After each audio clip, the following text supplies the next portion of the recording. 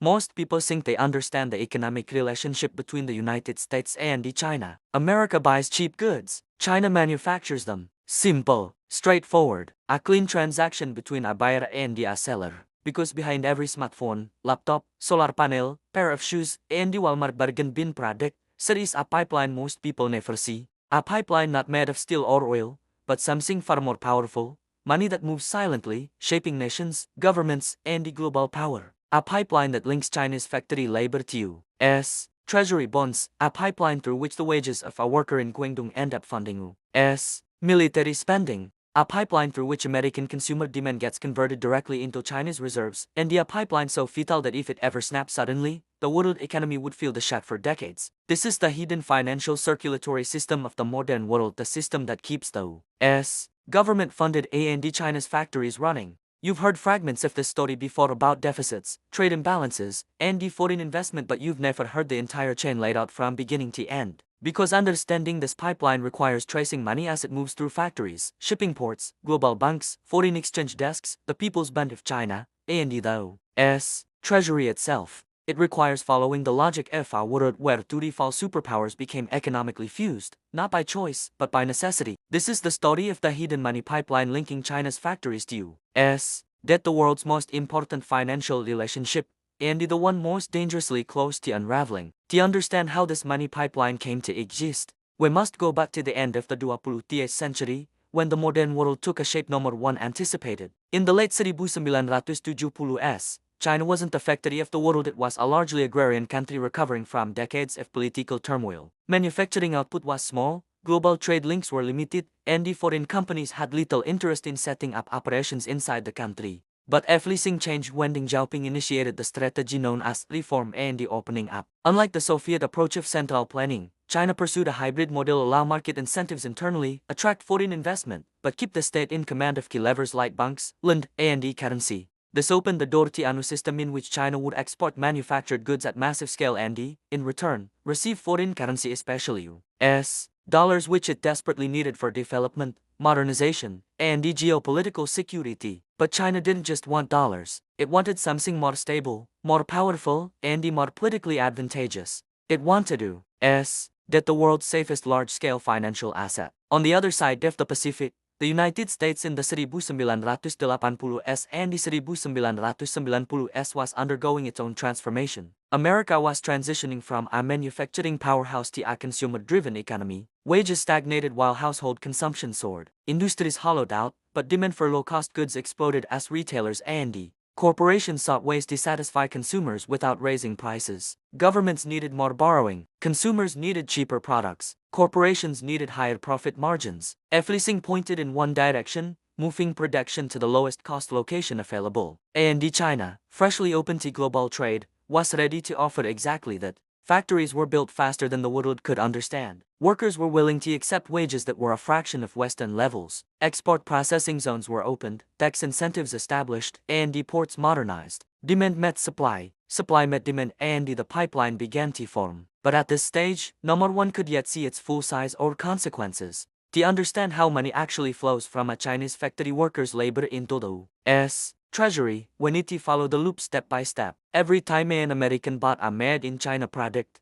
dollars left the United States and flowed into China. But here comes the twist: Chinese companies didn't get to keep all those dollars. The Chinese government, operating through its central bank, requires that foreign currency earnings be exchanged for RMB, the domestic currency. Exporters deliver their dollars to state-owned banks and receive RMB in return, which they then use to pay workers, suppliers, and the operational costs. This one policy controlling the flow of foreign currency gave Beijing extraordinary power over the growing pool of dollars entering the country. Those dollars do not simply sit there. China had powerful incentives to put them to strategic use, stabilizing its own currency, supporting export-led growth, maintaining competitiveness, ensuring the ability to buy essential inputs like oil, food, and equipment, and securing a politically neutral store of value. The only asset on it's large enough, liquid enough, and stable enough to absorb China's growing reserves was U.S. Treasury bonds. And so Beijing pursued a simple strategy: take the dollars earned from exports and recycle them into U.S.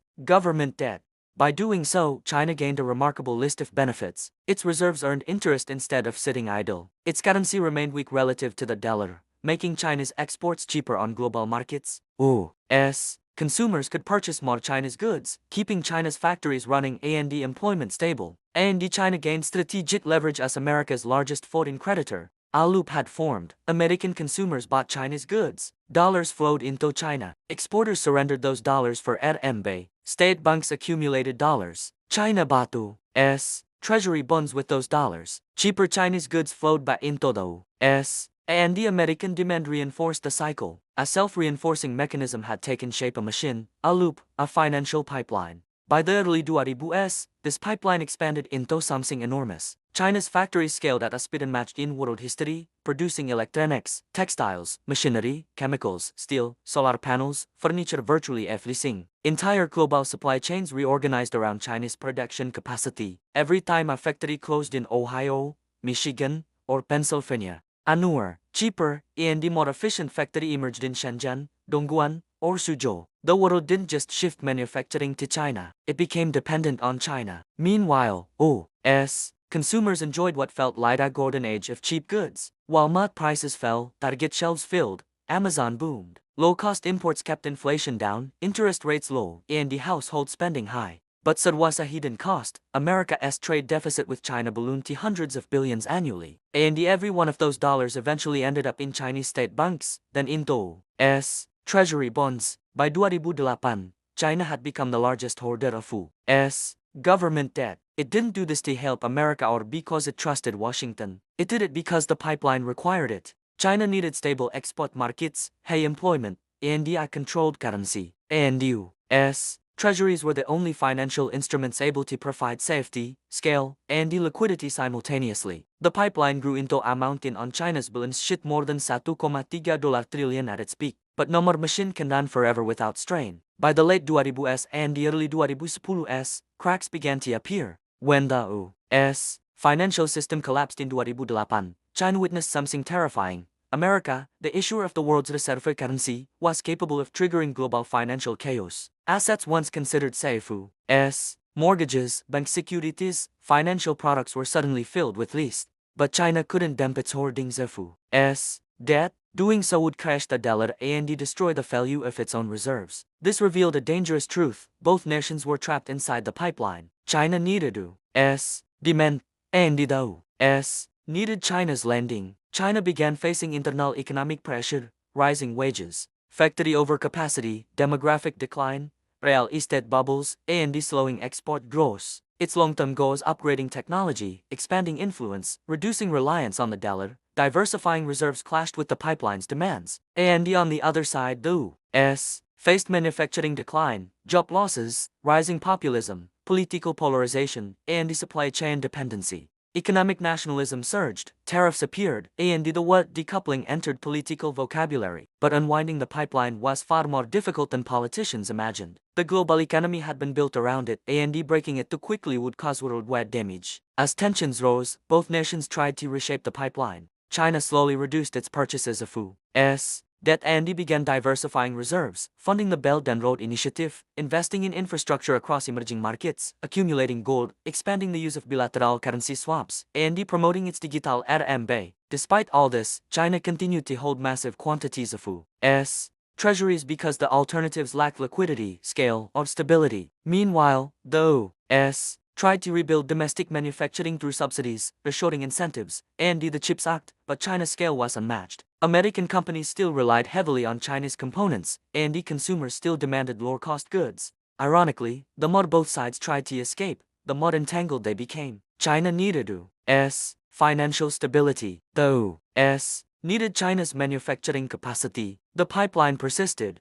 Numerous policy attempts to restructure the system failed because the global economy had been built on this loop, and the alternatives were more expensive or slower to implement. The U.S. pushed China to strengthen its currency, but China resisted dramatic appreciation because it threatened employment. Countries tried shifting manufacturing to Vietnam, Indonesia, and India, but none matched China's scale. Decoupling policies made headlines, but corporations and consumers resisted due to higher costs. China diversified its reserves, but no more asset class could replace U.S. treasuries. American industrial policies made progress but required years to mature. The hard truth became clear: the pipeline wasn't created by accident. It was created by global economic logic. and the undoing that logic requires rebuilding the world's financial architecture from scratch. History is full of examples of major powers locked into economic dependencies. Britain's reliance on Indian cotton, Europe's dependence on Middle Eastern oil, Rome's dependence on provincial resources. But the China-US relationship is different in its unprecedented scale.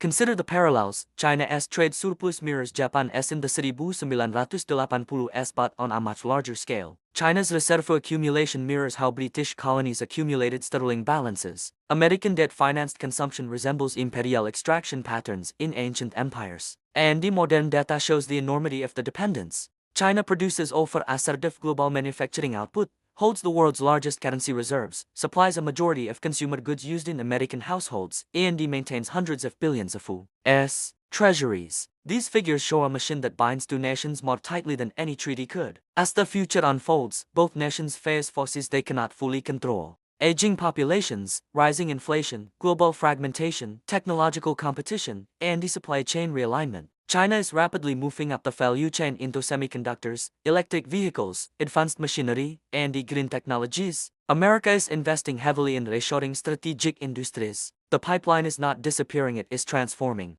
Critical industries are tightening controls, while non-critical ones remain deeply interconnected. The pipeline narrows in some places but deepens in others. Three clear takeaways emerge from this story. First, the China-US financial loop was not consciously designed. It evolved naturally from global economic incentives. Second, both nations are trapped by mutual dependence. China depends on U.S. financial stability and consumption, while the U.S. depends on Chinese manufacturing and the reserve for recycling. Third, the pipeline is shifting, not disappearing, reshaping itself to fit new technological, political, and economic realities.